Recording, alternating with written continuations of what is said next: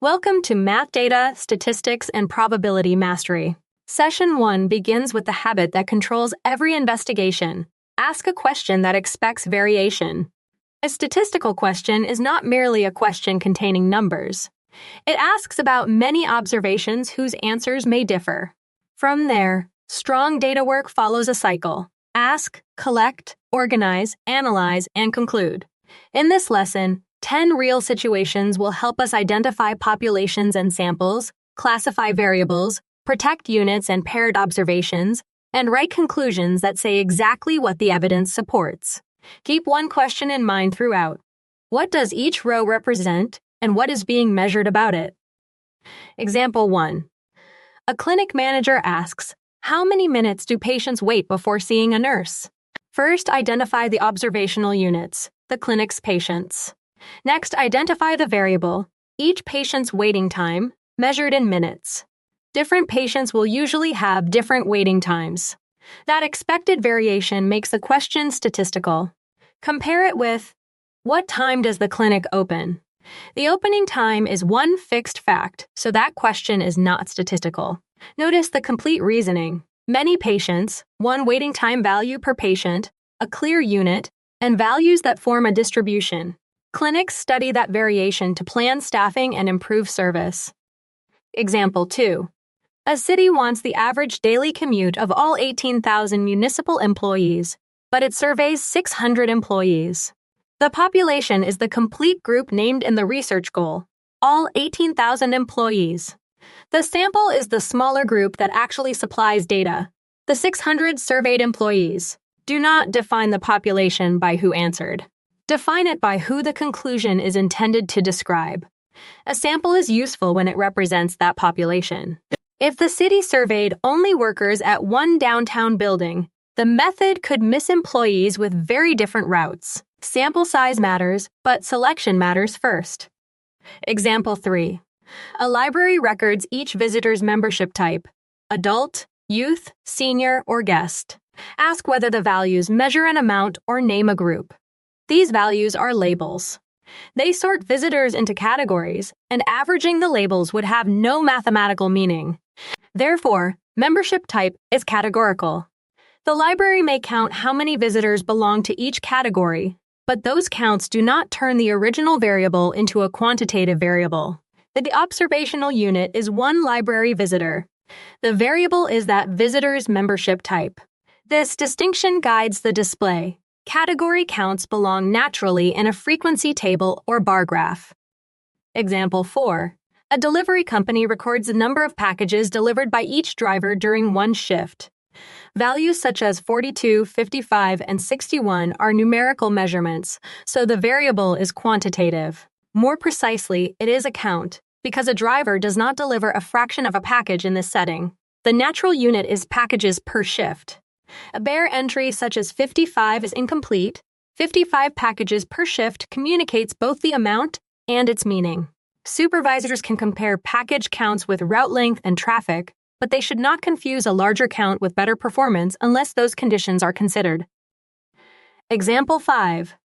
A school wants to know whether a new lunch menu reduced food waste. Put the investigation in a sensible order. First, ask a precise question. Did the typical daily waste weight decrease after the menu changed? Second, collect daily waste weights before and after the change, using the same unit and method.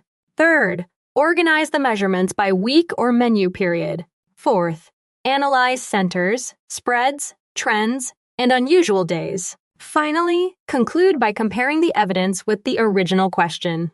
A conclusion cannot come first. The arrows in the data cycle matter because each stage depends on the quality of the stage before it. Example 6. A fitness app records exercise but never says whether the values mean minutes, sessions, distance, or calories. A value of 30 could represent 30 minutes, 30 sessions, or 30 calories. Those quantities cannot be compared or averaged together. The variable needs an operational definition, a precise statement of what is measured and how. For example, minutes of moderate to vigorous activity per day is clear, quantitative, and paired with a unit.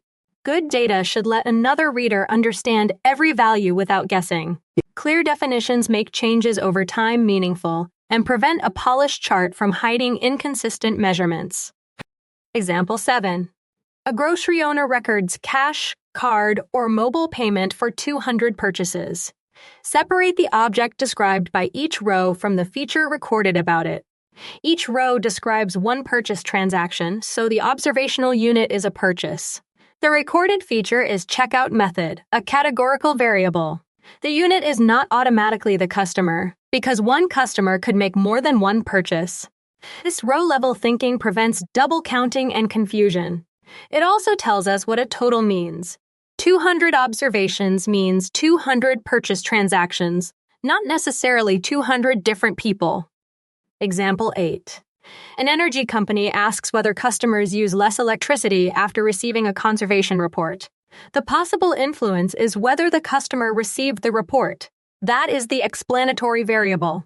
The measured outcome is later electricity use, recorded in kilowatt hours. That is the response variable.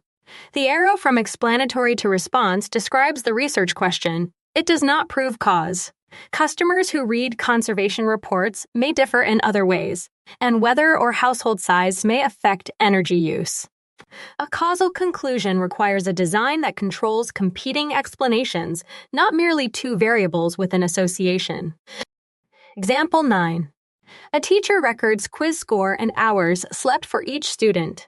The observational unit is one student, so the two measurements in a row must remain paired. Student A's sleep hours belong with Student A's quiz score. If one column is sorted while the other stays fixed, the table creates false pairs. Any scatter plot or association calculated from those rows would then be meaningless. A useful notation is x sub I, y sub I, two values connected to the same case. Paired data appear throughout education, medicine, and business whenever two measurements belong to one person, object, or event. Example 10. A survey of 300 apartment residents finds an average of 2.1 occupants per unit. Begin with what was actually measured, a sample of 300 apartments. The observed mean is 2.1 occupants per apartment. A careful conclusion is, the surveyed apartments averaged 2.1 occupants per unit.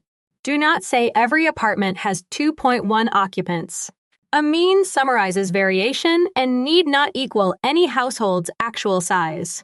Do not automatically claim the same value for every apartment in the city unless the sampling method supports that broader inference. Strong conclusions state the group, statistic, unit, and scope without overreaching. Here is your Session 1 control system. First, decide whether the question expects variation. Second, name the observational unit.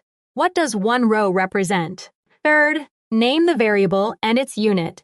Then classify it as categorical or quantitative. Fourth, distinguish the population from the sample. Fifth, move through ask, collect, organize, analyze, and conclude. Finally, match the conclusion to the evidence and the sampling method. Try this quick check. How many siblings do students in this class have? Yes, it is statistical because different students can give different numerical answers. Clear questions create clear data, and clear data create defensible conclusions.